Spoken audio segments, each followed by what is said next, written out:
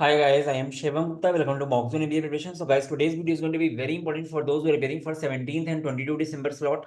Because in this video, I'm going to discuss actual reasoning questions asked in Snap 10th December slot. Guys, काफी लोग comment कर रहा था कि quants की तरह रीजनिंग में भी एक एक्चुअल क्वेश्चंस का वीडियो बन जाए. तो गाइस, आज की वीडियो में अराउंड 13-14 क्वेश्चन डिस्कस करेंगे. ये क्वेश्चन टाइप्स आपको काफी हेल्प करेंगे नेक्स्ट अटेम्प्ट्स के लिए. ठीक है, तो ये काफी लोग ऐसे हैं जिन्होंने 10th दिसंबर को एग्जाम नहीं दिया है. तो गाइस, वीडियो को लाइक एंड सब्सक्राइब करोगे तो आपके लिए अच्छा रहेगा, क्योंकि हम लोग इस टाइम पे लगातार content based plus notification based video बनते रहते हैं. चलो गाइस, स्टार्ट कर लेते हैं.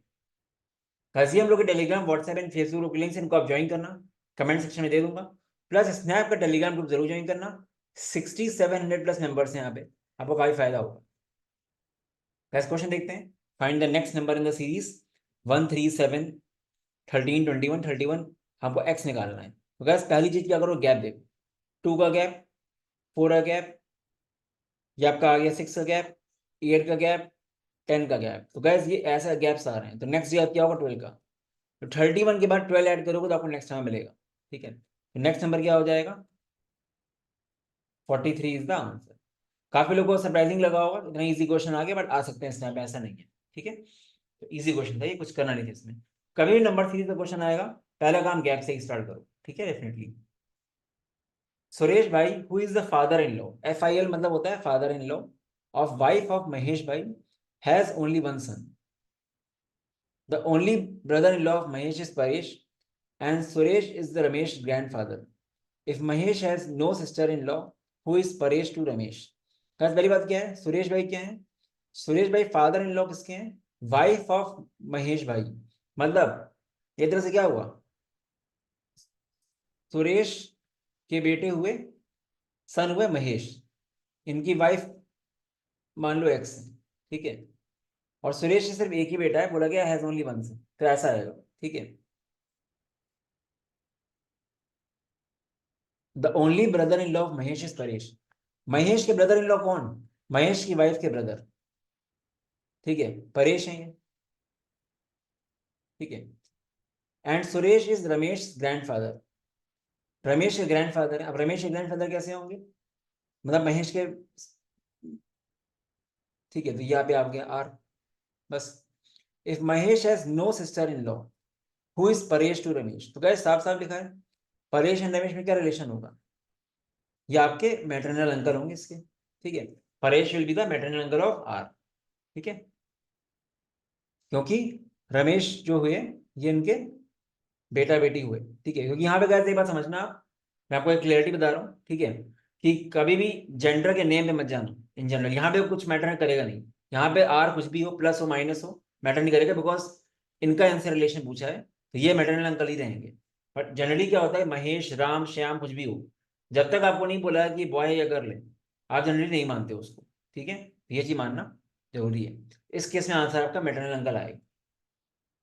ठीक है, अब हर जगह अलग अलग होता है, बट जनरली यही होता है कि आप एजम्पशन नहीं कर सकते कुछ नाम को देख के. ठीक है, कि नाम ऐसा है तो लड़का है, ऐसा नहीं. अगस्त, जुलाई, फेब, अप्रैल, सितंबर, दिसंबर. अब ऐसे क्वेश्चन बहुत अच्छा है. यहाँ पर कुछ मंथ्स के नेम दिए हुए हैं. बोला गया है arrange them in order of least number of days. इनको लीस्ट नंबर ऑफ डेज में अरेंज करना है. अगर मान लो दोनों मंथ्स, कुछ मंथ्स में डेज सेम आते हैं, उस केस में आपको इनको लेक्सोग्राफिकल मैनर में अरेंज करना है. लेक्सोग्राफिकल मैनर मतलब होता है डिक्शनरी में कैसे वर्ड्स आते हैं. ठीक है, वैसे. तो बस पहली चीज तो ये कि इनको आप नंबरिंग कर लो. नंबरिंग दी थी क्वेश्चन में 1 2 3 4 5 6. अब गाइस देखो, अगस्त में 31 डेज होते हैं, जुलाई में 31 डेज होते हैं, फेब में 28 29 डेज होंगे, डिपेंड करता है लीप ईयर है कि नहीं. अप्रैल में 30 डेज, सितंबर में 30 डेज, दिसंबर में 31 डेज. अब गाइस, पहले क्या आएगा, पहले फेब आएगा, फिर आपका आएगा अप्रैल सितंबर में कोई एक. अब गाइस, दोनों डेज सेम है 30 30. तो पहले क्या आएगा, अप्रैल आएगा पहले, क्योंकि लेक्सोग्राफिक में ए पहले आता है एस के. तो आपका आएगा 4, फिर आएगा 5. अब 3 बचे 31 वाले, दिसंबर, अगस्त एंड जुलाई. इसमें पहले क्या आएगा, पहले आएगा अगस्त ए, तो आएगा पहले 1. उसके बाद क्या आएगा, दिसंबर आएगा 6, क्योंकि ए के बाद डी आता है. फिर आएगा आपका जुलाई. तो 3 4 5 1 6 2, ये आपका ऑर्डर होगा. गैस, जब भी नंबर डेज सेम होंगे, आपको क्या करना है, इसको लेक्सोग्राफिक मैनर में अरेंज करना है उस केस में. ठीक है, वरना कंफ्यूज होगा किसको पहले लिखेंगे किसको बाद में. तो अच्छा क्वेश्चन है, ये नया टर्म है lexicographical. Below is a list of 7 words. बहुत ही अजीब क्वेश्चन था, बहुत ही इजी भी था. 7 वर्ड्स आपको दिए सब यू से. If they are arrange in random order, इनको कैसे भी आप अरेंज करो सातों वर्ड्स को, find the sum of their positions. तो क्या जैसे भी अरेंज करोगे इनको कोई मतलब नहीं है, आप नंबरिंग तो ऐसे दोगे ना, किसी एक को 1 दोगे, किसी एक को 2 दोगे, 4 5 6 7, तो उनकी पोजीशंस को ऐड करने को बोल रहा है वो। तो आप कोई भी वर्ड पहले लाओ, कोई बाद में लाओ, 1 से 7 तक आप लिस्ट तो करोगे ही ना उसको, तो आंसर इसका आएगा पता क्या, ऐड करना है इसको बस आप। 1 से 7 तक का सम जो होता है 7 into 8/2, n into n plus n by 2, 28। क्योंकि आप इनको कैसे भी अरेंज करोगे एट द नंबरिंग तो करोगे ही आप, और नंबरिंग का पोजीशन का एडिशन मांग रहा है वो। तो बहुत ही अजीब क्वेश्चन था बट इजी था, ठीक है। तो उसमें आप कुछ ना कुछ नया करने के लिए रहता है हमेशा। ये क्वेश्चन ये बहुत ईजी है। Find the next term in the series V U square W, V U square W square, V U square W cube. अब वी स्क्वायर सेम ही है सब में, डब्ल्यू बढ़ रहा है बस, तो क्या आएगा, वी यू स्क्वायर डब्ल्यू की बार 4, ये आ गया आपका नेक्स्ट टर्म इसका, ठीक है। गैस ये क्वेश्चन में तो मतलब साफ साफ दिख रहा है, देखने में टफ लग रहा है बट है नहीं। If angle between the long hand and the short hand clock is represented by some variable p, then find the value of p at 6 plus value of p at 18 upon value of p at 12। तो guys यहाँ पे आप देखो value of p at 6, कुछ भी आप 6 में क्या वैल्यू होगी, वैसे 6 भी सुबह 6 बजे 180 डिग्री होगा, 18 में भी 180 होगा, बट गाइस नीचे क्या आ रहा है, नीचे 12 है, और 12 में एंगल 0 होता है, तो नीचे 0 आ गया ना, ऊपर चाहे कुछ भी हो नीचे 0 मतलब क्या, अनडिफाइंड, है ना, ठीक है। तो इस क्वेश्चन में ऊपर मैंने पूरे ब्रैकेट लगा दिए है, पर मुझे इतना याद नहीं कि ब्रैकेट ऊपर था कि नहीं था, हो चाहे ना हो आंसर अनडिफाइंड ही आएगा, बिकॉज नीचे आपका 0 आ रहा है, ठीक है। Either it can be a plus B by C, और it can be a plus B upon C, कुछ भी होगा, अनडिफाइंड तो आपको दोनों केस में होना ही है ना, इसलिए आंसर अनडिफाइंड ही आएगा, क्योंकि नीचे 0 आ रहा है ना, 0 डिग्री, 12 पे दोनों हैंड्स ऑफ द क्लॉक एक ही पोजीशन में होती है, 0 डिग्री बनता है एंगल, इसलिए तो इसका आंसर आएगा अनडिफाइंड, ठीक है। Rearrange the letters in descending alphabetical order, मतलब कैसे, डिसेंडिंग मतलब क्या, बड़े छोटा, तो जेड वाई ऐसे करके, तो ऐसे मानो कि यहाँ सीरीज चल रही है ए बी सी डी, तो यहाँ पे आप आगे जाओगे तो ये बेसिकली जेड होगा। कहते हुए बात समझ लो, ये सब क्वेश्चन मुझे कुछ स्टूडेंट से सेंड किए हैं, तो मैं इनका नहीं बोल सकता कि इनके क्वेश्चन कितने वो हैं, बट जो जो क्वेश्चन मुझे कंप्लीट लगे उनका मैं वीडियो बना रहा हूँ, ठीक है। अगर आपने स्लॉट दिया आपको सॉल्व लग रहा तो एक अलग बात है, क्योंकि कुछ क्वेश्चन स्लॉट 2 के भी हम स्लॉट 2 में बैठे नहीं थे, ठीक है, और वो चीजें। Hello guys, rearrange the letters in descending alphabetical order, मतलब जेड वाई ऐसा जाएगा।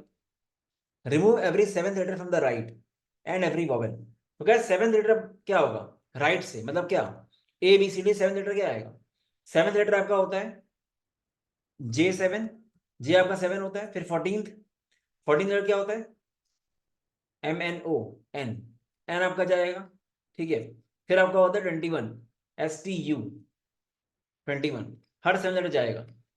ये तीनों का आपको रिमूव करना है लिस्ट से, उसके अलावा आप जितने भी वॉवेल आएंगे वो रिमूव होंगे।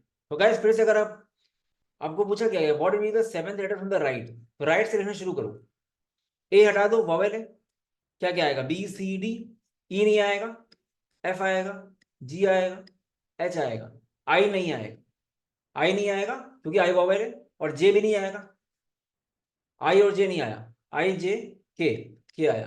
गैस 1 2 3 4 5 6 7, तो के मेरा आंसर आ गया। मतलब वो क्या करना है, हमको पहले 7th लेटर निकालने हैं सारे, 7th लेटर, 14th लेटर, ठीक है, 21st लेटर वो निकालने हैं। उसके बाद जब आप सीरीज राइट से स्टार्ट करोगे तो जितने वॉवेल्स आते हैं वो भी हटाने हैं आप। तो ये दोनों काम करने के बाद जो 7th लेटर बचेगा वो बचेगा आपका के इज द आंसर। जो क्वेश्चन मेरा आया है मेरे पास उसके अकॉर्डिंग यही आंसर है, कुछ अगर क्वेश्चन में और है तो अलग बात है, ठीक है। फाइंड लॉजिकली करेक्ट सीक्वेंस, काफी लोग कंफ्यूज पता नहीं क्यों थे इसमें। Aga Khan palace, Maharashtra, India, world, Pune. तो गैस डेफिनेटली यहाँ पे आगा खान पैलेस कहाँ पे है, पहले 1 आएगा, फिर वो कहाँ है, कहाँ पे, पुणे में है, 5 आएगा। पुणे कहाँ पे है, पुणे महाराष्ट्र में, 2 आएगा। फिर आपका महाराष्ट्र कहाँ पे, इंडिया में है, फिर आपका कहाँ पे, 4 आएगा, वर्ल्ड। बस ये आपका है। तो गैस लॉजिकली आपको करेक्ट बताना है ना, तो आपको साथ साथ दिखना चाहिए। काफी लोग बोल रहे हैं कि स्टार्टिंग उल्टे से करें, वर्ल्ड फिर इंडिया फिर महाराष्ट्र, वो भी कर सकते हो, मेरे अकॉर्डिंग गलत नहीं है, पर ऑप्शन में था ही नहीं वो, ठीक है। तो वो चीज़ है, इस तरह क्वेश्चन हो चुके हैं पहले, मैंने यूट्यूब पे वीडियो बनाए हुए थे लॉजिकल सीक्वेंसिंग में। 15234। पहले छोटे से करो, अगर हम पुणे ऐसा करके, ठीक है। Choose the correct option. अब देखो यहाँ पे ट्यूसडे वेडनेसडे ऐसे क्वेश्चन में नंबरिंग दो। मान लेते हैं गाइस ट्यूसडे एंड वेडनेसडे, ठीक है। फिर फ्राइडे है गाइस, यहाँ पे कितने गैप है, 1 का गैप है। वेडनेसडे यहाँ पे देखो ऐसे मानो उसको, ट्यूसडे वेडनेसडे में एक भी डेज नहीं, जीरो कॉमन है, 0 डेज बीच में आ रहे हैं। वेडनेसडे फ्राइडे में एक डे आ रहा है, थर्सडे, तो एक डे आ रहा है इनके बीच में। फ्राइडे मंडे में क्या हो रहा है, सैटरडे संडे, दो आ रहे हैं डेज। अब गाइस मंडे और इसके बीच 3 डेज आने चाहिए, ठीक है। ट्यूसडे वेडनेसडे थर्सडे, ठीक है। तो आंसर आना चाहिए फ्राइडे, ठीक है। फ्राइडे आना चाहिए क्वेश्चन मार्क की जगह, तभी आपके गैप आएंगे ना 3 के। यहाँ पे एक भी गैप नहीं है, यहाँ पे एक गैप है, यहाँ पे 2 गैप है, यहाँ पे 3 गैप आना चाहिए। ट्यूसडे वेडनेसडे थर्सडे के बाद फ्राइडे आना चाहिए, ठीक है। और फिर 4 गैप के बाद होना चाहिए, सैटरडे संडे मंडे ट्यूसडे। तो देख लो वेडनेसडे आ रहा है, तो इसका आंसर क्या आएगा, इसका आंसर आएगा फ्राइडे, ठीक है। गैप देखो बस। ये सब क्वेश्चन का इजी माने जाएंगे, मैक्सिमम लोगों ने 20+ अटेम्प्ट करे हैं। ये बहुत इजी क्वेश्चन है। एट 432 एंगल बताना है दोनों में, एंगल फॉर्मूला रटा होना चाहिए, theta equal to 30h-11m/2 mod का, नेगेटिव है या पॉजिटिव। अगर क्वेश्चन यही है तो आंसर आ जाएगा। क्वेश्चन कुछ और होगा, ठीक है, तो हो सकता है कुछ और आंसर आ रहा हो। h होगा 4 -11m/2। अभी मुझे याद नहीं है कि स्लॉट 1 का है स्लॉट 2 का, बट एक किसी एक स्लॉट में आ जाए। स्लॉट 1 में शायद नहीं था, ये स्लॉट 2 में था मेरे ख्याल से, मतलब 10th दिसंबर वाले शाम वाले में। 120 माइनस 160 + 16, 176। ये आपका आ गया 56। इसका आंसर आ रहा है 56 डिग्री मॉड में, ठीक है।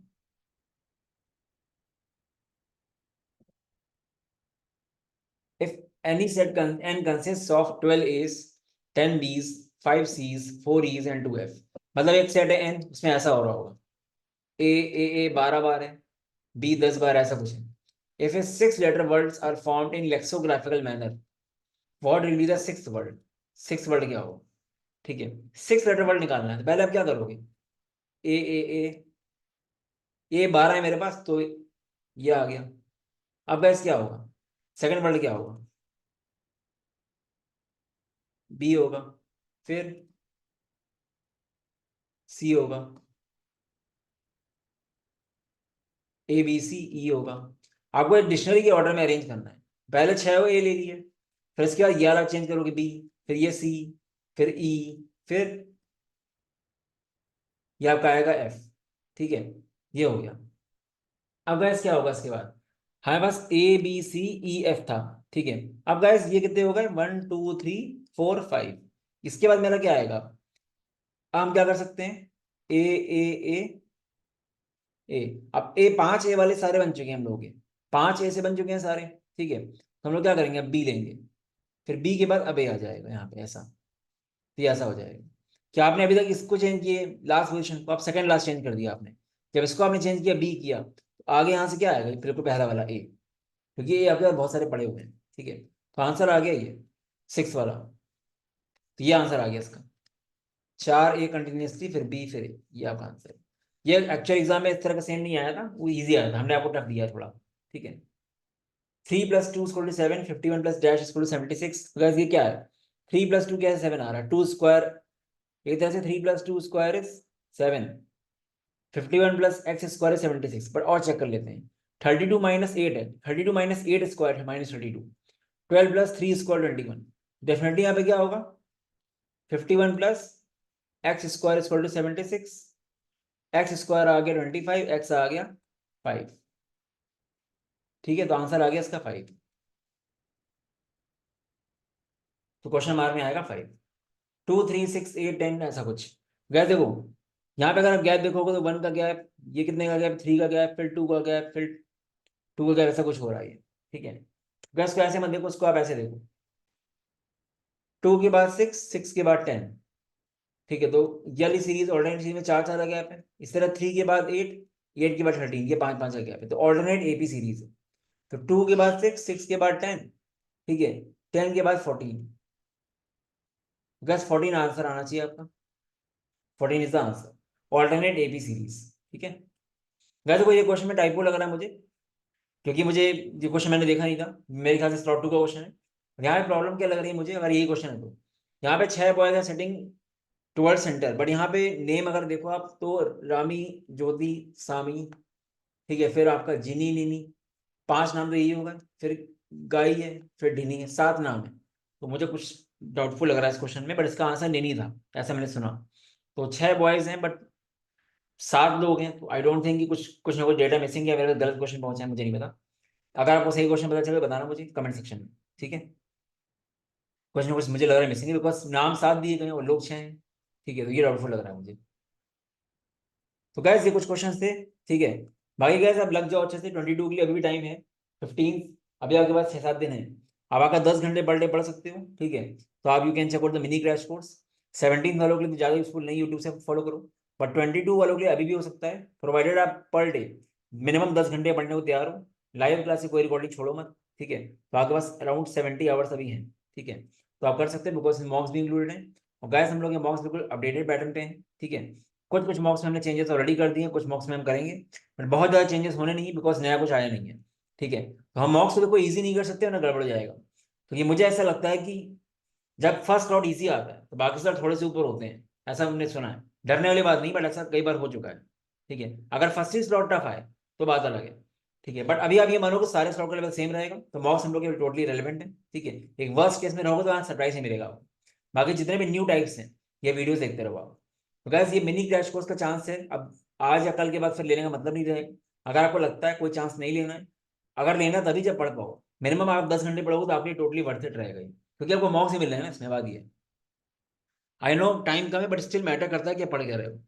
बाकी मॉक्स तो टोटली रिलेवेंट है। 15 मॉक्स भी आपको अगर लग रहा है ज्यादा, तो कुछ मॉक देने के बाद बाकी मॉक को आप सबमिट करके उनको एनालाइज कर सकते हो। क्वेश्चन टाइप्स आपको मिल सकता है, अच्छा रिवीजन हो सकता है आपका 60 क्वेश्चन का। तो इस वजह से आप अभी भी कर सकते हो। और स्टिल काफी लोगों का सब कुछ तैयार हो गया होगा, तो आपको मॉक्स ही मॉक्स देने हैं। 1-1 घंटे का पेपर है, आप पर डे 2 मॉक दे सकते हो। काफी बार लोग एक दिन में 3-3 मॉक भी देते हैं, अगर आप जॉब नहीं कर रहे हो। सुबह 9 बजे एक मॉक, दिन में 3 बजे एक मॉक, रात को 9 बजे एक मॉक, ऐसे भी दे सकते हो आप। तो आपका काफी अच्छा प्रैक्टिस हो जाएगा, क्योंकि पढ़ाई अगर पूरी हो गई है तो उसके बाद मॉक्स ही बचता है, ठीक है। अपार्ट फ्रॉम दैट 15 मॉक्स का बाद 10 मॉक्स का बैग भी आ जाएगा वेबसाइट में। 10 मॉक्स 499 के, ठीक है, अब वो भी ले सकते हो, वेबसाइट में आएगा वो, ठीक है।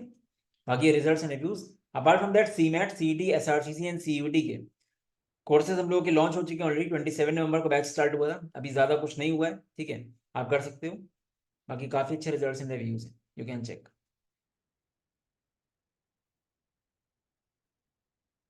ये M B S C T results and reviews, ऐसे नंबर है, कोई डाउट आते हैं आप मुझे व्हाट्सअप कर देना।